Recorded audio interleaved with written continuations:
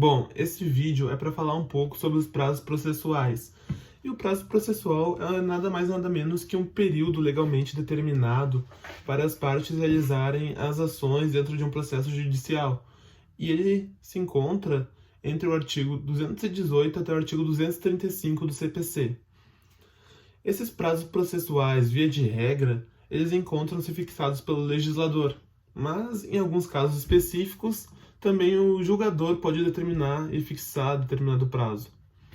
Também haverá casos em que nem o legislador e nem o julgador poderá fixar esse prazo, e a gente vai acabar dando um prazo comum de 5 dias.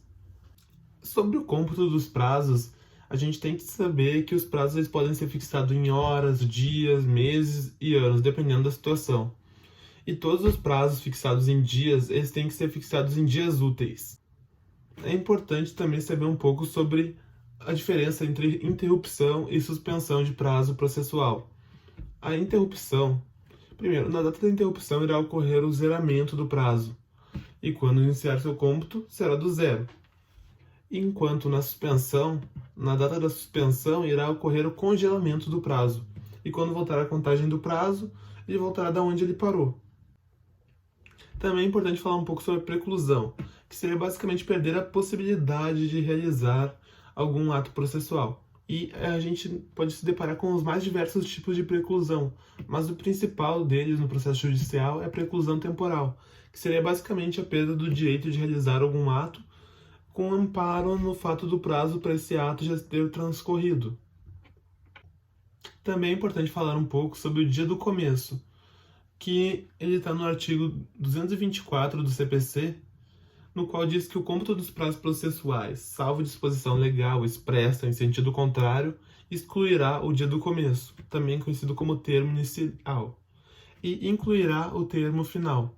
Bom, então a gente tem aí que o dia do começo ele não é computável como prazo, e o termo final deve ser considerado para fins de cômputo do prazo. E se porventura o cômputo do prazo em meses ter seu termo final em dia não útil, o prazo deve ser terminado no próximo dia útil subsequente. E em todos os pronunciamentos judiciais encontrados durante o processo, é preciso dar ciência às partes desses pronunciamentos. Nos físicos, isso ocorre por meio da publicação no Diário Oficial de Justiça, sendo o primeiro ato para isso a data da disponibilização da nota de expediente. E irá considerar como data da publicação o primeiro dia útil subsequente à data da disponibilização dessa nota de expediente no Diário de Justiça, sendo esse dia da publicação considerado como o dia do começo. É importante dizer que os julgadores também deverão cumprir prazos, mas diferentemente das partes, eles possuem prazos dilatórios, ou seja, eles devem cumprir os prazos deles, mas se não tiver como, eles precisarão fundamentar a razão por não ter cumprido esse prazo, e ele poderá utilizar do prazo em dobro. Por exemplo, se o prazo para o legislador era de 5 dias, com prazo em dobro fica de 10 dias. Enquanto para as partes a gente encontra os prazos peremptórios, ou seja, são os prazos que conduzem uma preclusão temporal caso não sejam cumpridos.